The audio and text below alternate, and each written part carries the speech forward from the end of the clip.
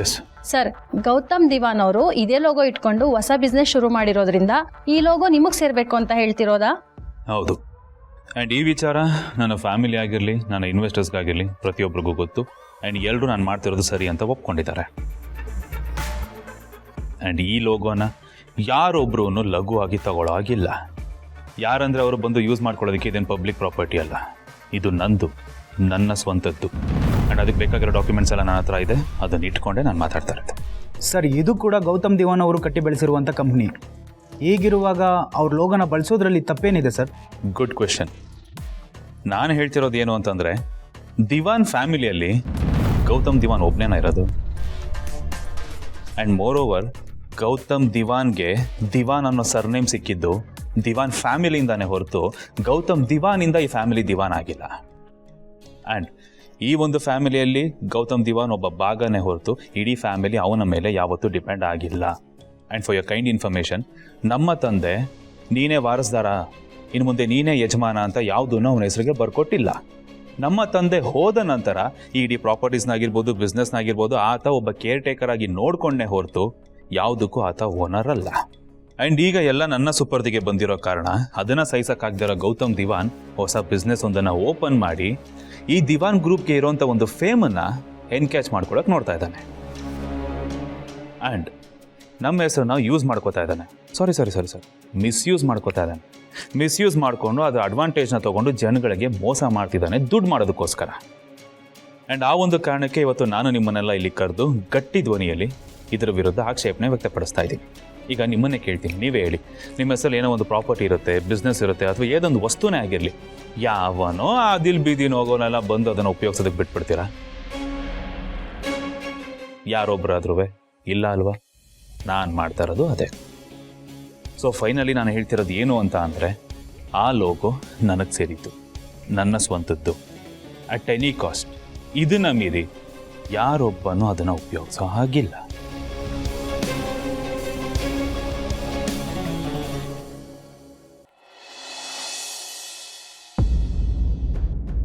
Uncle, ಏನು? ಭೂಮಿಕಾ, ನಿನ್ನ ಹತ್ರ ಒಂದು ವಿಷಯ ಹೇಳ್ಬೇಕಮ್ಮ. ತಪ್ಪು ತಿಳ್ಕೊಬೇಡ.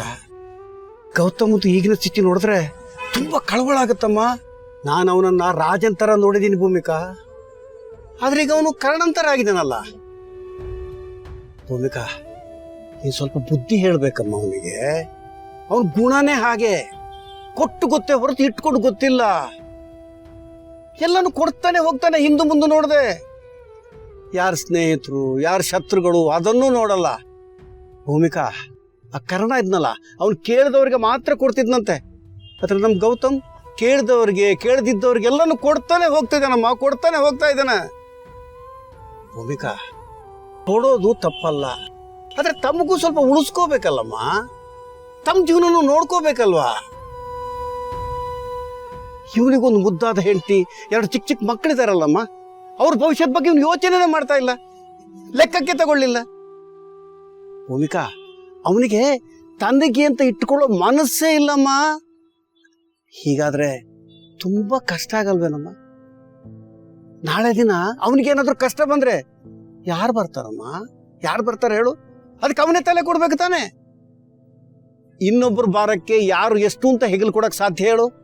ಭೂಮಿಕಾ, ಹಿಂಗಾದ್ರೆ ತುಂಬಾ ಕಷ್ಟ ಆಗಲ್ವೇನಮ್ಮ? ಅಲ್ಲ, ನನಗೆ ಈಗಲೇ ತಲೆ ಕೆಡ್ತಾ ಇದೆಯಮ್ಮ. ನಿನ್ನ ಭವಿಷ್ಯ ಹೇಗೆ? ಎರಡು ಚಿಕ್ಕ ಮಕ್ಕಳಿದಾರಲ್ಲಮ್ಮ, ಅವ್ರ ಭವಿಷ್ಯ ಹೇಗೆ ಸಂಭಾಳಿಸ್ತೀಯಮ್ಮ? ಇದು ಯೋಚನೆ ಮಾಡೋ ವಿಚಾರ ಹೌದಲ್ವ ಹೇಳು? ಅಂಕಲ್, ನಿಮ್ ಕನ್ಸರ್ನ್ ನನ್ಗೆ ಅರ್ಥ ಆಗತ್ತೆ, ಬಟ್ ನೀವ್ ವರಿ ಮಾಡ್ಕೋಬೇಡಿ. ಏನ್ ಗೊತ್ತಾ ಅಂಕಲ್, ಇನ್ನೊಬ್ರಿಗೆ ಕೊಡೋದು ಅವ್ರ ಅಭ್ಯಾಸ ಅಲ್ಲ, ಅದು ಅವ್ರ ಸ್ವಭಾವ. ಒಬ್ರು ಸ್ವಭಾವನ ಬದಲಾಯಿಸೋದು ಅಷ್ಟು ಸುಲಭ ಅಲ್ಲ. ನಾವೇನಾದ್ರೂ ಫೋರ್ಸ್ ಮಾಡಿ ಅವ್ರನ್ನ ಬದಲಾಯಿಸೋಕೆ ಪ್ರಯತ್ನ ಪಟ್ರೆ ಅವ್ರ ವ್ಯಕ್ತಿತ್ವಕ್ಕೆ ಬೆಲೆ ಇರಲ್ಲ. ಹಾಗಾಗೋದು ನನಗೆ ಇಷ್ಟ ಇಲ್ಲ ಅಂಕಲ್. ಅವ್ರು ಏನೇ ಮಾಡಲಿ, ಹೇಗೆ ಮಾಡಲಿ, ನಾನು ಅವ್ರ ಜೊತೆ ಇರ್ತೀನಿ. ನನಗೆ ಅವ್ರ ಮೇಲೆ ನಂಬಿಕೆ ಇದೆ, ಅವ್ರ ಸಾಮರ್ಥ್ಯದ ಮೇಲೆ ನಂಬಿಕೆ ಇದೆ. ಇನ್ಫ್ಯಾಕ್ಟ್ ಅವ್ರು ಯಾರಿಗಾದ್ರೂ ಏನಾದರೂ ಕೊಡಬೇಕಾದ್ರೆ ನನಗೇನು ಅನ್ಸುತ್ತೆ ಗೊತ್ತಾ, ನಾವೇನು ಕಳ್ಕೊತಿಲ್ವಲ್ಲ, ಸೊ ಅವ್ರು ಕೊಡಲಿ ಅಂತ ಒಳ್ಳೆ ವ್ಯಕ್ತಿನ, ಅವ್ರು ಮಾಡೋ ಒಳ್ಳೆ ಕೆಲಸನ ಈ ಕಣ್ಣಾರೆ ನೋಡೋದಕ್ಕೆ ಅದೃಷ್ಟ ಮಾಡಿದ್ದೀನಿ ನಾನು. ಇವಾಗಿನ ಕಾಲದಲ್ಲಿ ಇದನ್ನೆಲ್ಲ ನೋಡೋದಕ್ಕೆ ಪುಣ್ಯ ಮಾಡಿರ್ಬೇಕು ಅಂಕಲ್. ಆ ಪುಣ್ಯ ನನಗೆ ಸಿಕ್ಕಿದೆ. ನನಗೆ ಆಸ್ತಿ ಮೇಲೆ ಯಾವತ್ತೂ ಆಸಕ್ತಿ ಇರಲಿಲ್ಲ. ಸೊ ಆಸ್ತಿ ಕಡಿಮೆ ಆಗೋಗ್ಬಿಡುತ್ತೆ ಅನ್ನೋ ಭಯ ನನಗಿಲ್ಲ, ಯಾವತ್ತೂ ಇಲ್ಲ, ಆ್ಯಂಡ್ ಆಗೋದೂ ಇಲ್ಲ. ಇನ್ಫ್ಯಾಕ್ಟ್ ನನ್ನ ಹತ್ರ ಏನಾದರೂ ಇದ್ದಿದ್ರೆ ಅದನ್ನು ಕೊಡಿಸ್ಬಿಡ್ತಿದ್ದೆ. ಯಾಕಂದರೆ ಕೊಡೋದ್ರಲ್ಲಿ ಅವ್ರಿಗೆ ಖುಷಿ ಸಿಗುತ್ತೆ. ಅವ್ರ ಖುಷಿನೇ ನನ್ನ ಖುಷಿ. ನನಗೆ ನಾನು ಬೇರೆ ಅಲ್ಲ, ಅವ್ರು ಬೇರೆ ಅಲ್ಲ ಅಂಕಲ್. ಸೊ ನಾನು ಅವ್ರಿಗೆ ಏನಂತ ಬುದ್ಧಿ ಹೇಳಿ, ಏನಂತ ಹೇಳಿ, ನನಗೆ ಅದರ ಅಗತ್ಯ ಕಾಣಿಸಿಲ್ಲ. ನೀವು ವರಿ ಮಾಡ್ಕೋಬೇಡಿ. ಆರಾಮಾಗಿರಿ.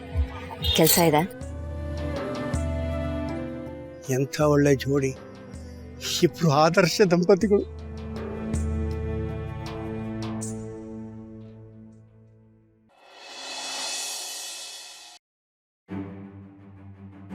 ಏನಾಯ್ತು? ಏನಿಲ್ಲ ಭೂಮಿಕಾ, ಕೆಲವೊಂದು ಸತಿ ನಮ್ಮದು ಅಂತ ಇರೋದನ್ನ ಬಿಟ್ಕೊಡೋದ್ರಿಂದಾನೇ ಮನಸ್ಸು ಹಗುರ ಅಂತ ಅನ್ಸುತ್ತೆ. ಅದು ಅಲ್ಲದೆ ನೀವೇ ಹೇಳಿದ್ರಲ್ಲ, ನೀವೇನಾದರೂ ಮಾಡಿ ಅದಕ್ಕೆ ನನ್ನ ಸಪೋರ್ಟ್ ಇದೆ ಅಂತ. ಆ ಧೈರ್ಯದ ಮೇಲೆ ನಾನು ಆ ಡಿಸಿಷನ್ ತೊಗೊಂಡೆ.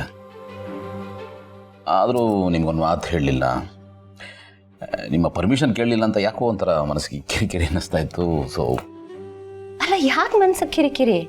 ಅದರಲ್ಲೂ ನನ್ನ ಪರ್ಮಿಷನ್ ತಗೊಳ್ಳೋ ಅವಶ್ಯಕತೆ ಏನಿದೆ?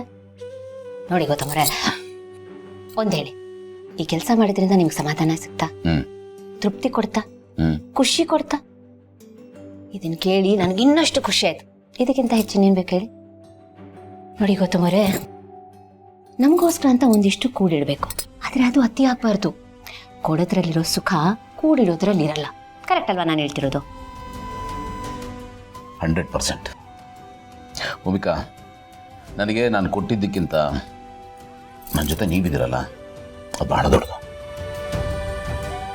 ಇನ್ನೊಂದೇನು ಗೊತ್ತಾ ಭೂಮಿಕಾ, ನಮ್ಮ ಬಳಿ ಏನಿದೆ ಅನ್ನೋದಕ್ಕಿಂತ ನಮ್ಮ ಜೊತೆ ಯಾರಿದ್ದಾರೆ, ಎಂಥವ್ರಿದ್ದಾರೆ, ಅದು ಬಹಳ ಮುಖ್ಯ ಆಗುತ್ತೆ. ಆ ವಿಷಯದಲ್ಲಿ ನಾನು ಶ್ರೀಮಂತ, ಬರೀ ಶ್ರೀಮಂತ ಅಲ್ಲ, ಬಹಳ ದೊಡ್ಡ ಶ್ರೀಮಂತ. ನಾನು ನಿಮ್ಗಿಂತ ದೊಡ್ಡ ಶ್ರೀಮಂತೆ. ಯಾಕಂದ್ರೆ ನೀವು ನನ್ನ ಜೊತೆ ಇದ್ದೀರ. ನಿಜ, ನೀವು ಒಬ್ಬರಿದ್ರೆ ಸಾಕು ಗೌತಮರ್, ನನಗಿನ್ನೇನು ಬೇಕಿಲ್ಲ. ನಿಜ ಹೇಳ್ತಿದ್ದೀನಿ. ಭೂಮಿ ಮೇಲಿರೋದನ್ನೆಲ್ಲ ಒಂದು ಕಡೆ ತಂದಿಟ್ಟು ನಿಮ್ಮನ್ನೊಂದು ಕಡೆ ತಂದಿಟ್ರೆ ನಾನು ನಿಮ್ಮನ್ನು ಆಯ್ಕೆ ಮಾಡೋದು.